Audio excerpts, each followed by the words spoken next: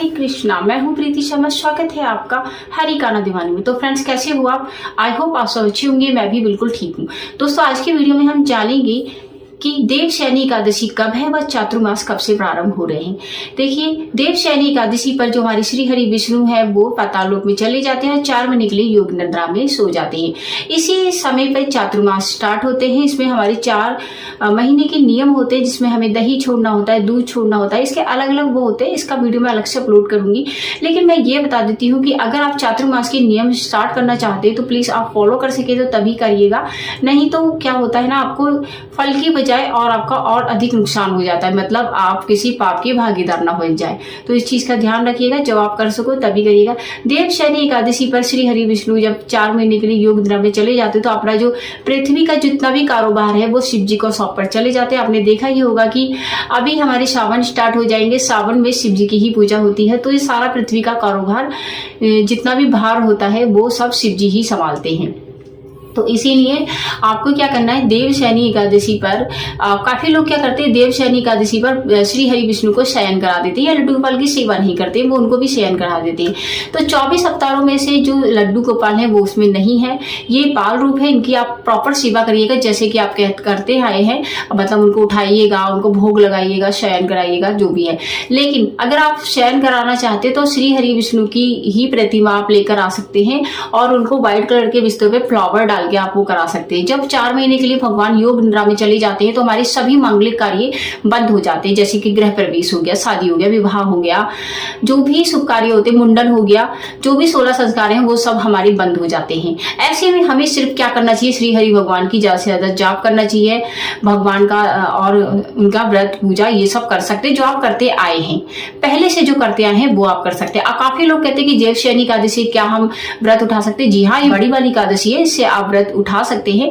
लेकिन अगर आप में मैं सजेशन दूं तो आप देव उठनी एकादशी पे उठाए थे, क्योंकि जो सभी देवता है, सभी है, शुभ जितने भी कार्य होते हैं वो सब बंद हो जाते हैं। तो अभी आप उठा के क्या करेंगे, क्योंकि उस समय वो योग निद्रा में चले जाते हैं। लेकिन आप उठाना चाहे तो उठा सकते हैं, क्योंकि एकादशी बहुत ही फलदायी होती है और इसको रखने से आपको 1000 यज्ञ का फल मिलता है।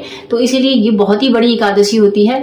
तो इसमें जितनी भी आपके मांगलिक कार्य बस वो बंद हो जाएगी। कहते हैं कि जो नारद मुनि थे वो किसी दासी पुत्र थे और उन्होंने ये एकादशी तो वो रखते थे, जितने भी देवता हैं सभी एकादशी रखते, लेकिन उन्होंने चातुर्मास का नियम किया था और वो ब्रह्मदेव के पुत्र बन के पैदा हुए। तो इतने ज्यादा पावरफुल है ये एकादशी और चातुर्मास।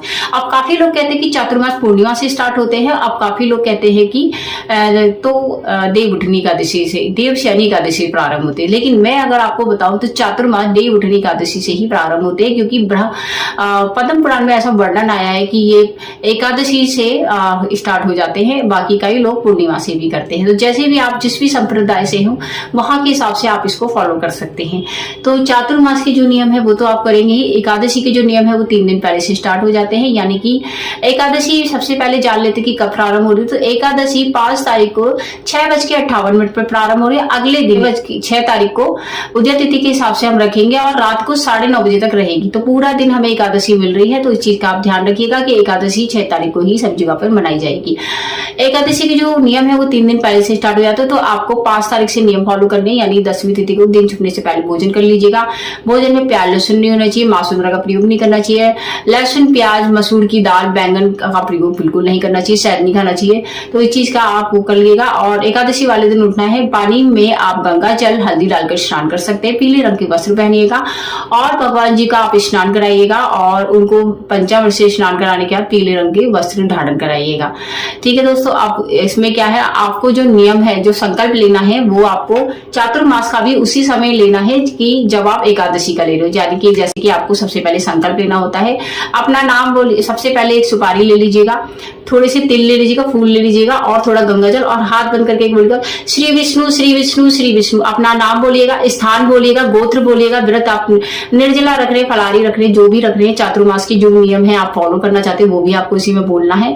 और ये जो संकल्प संकल्प है भगवान जी के चरणों में पराजित करेगा आपने जो स्नान कराया है। स्नान के लिए आप जितने भी आपकी प्रतिमा है, या तो श्री हरि की भी हो सकती है, लड्डू गोपाल हो सकते हैं, राधा रानी हो सकते हैं, जो भी श्री विग्रह है आपके उनके आगे आप रख सकते हैं। और दोस्तों फिर आप एक दिया जलाइएगा जो कि आपके अखंड रहेगा, जो आपका पारण रहेगा ना, जब आप पारण करेंगे तब तक आपका जलेगा। तो उसमें थोड़ी सी सुपारी डालिएगा और तिल डालिएगा, और इसके अलावा पीली रंग की बत्ती इसको कर दीजिएगा और घी से उसको जला दीजिएगा।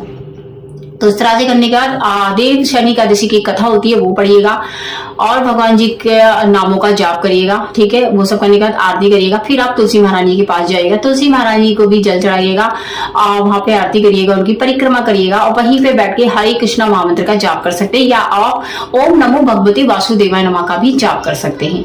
ये सब करने के बाद आपको इस तरह से पूरा दिन आपको रखना है, निर्जला रखना है, ये फलारी रखना है, वो आपने संकल्प में ले लिया है।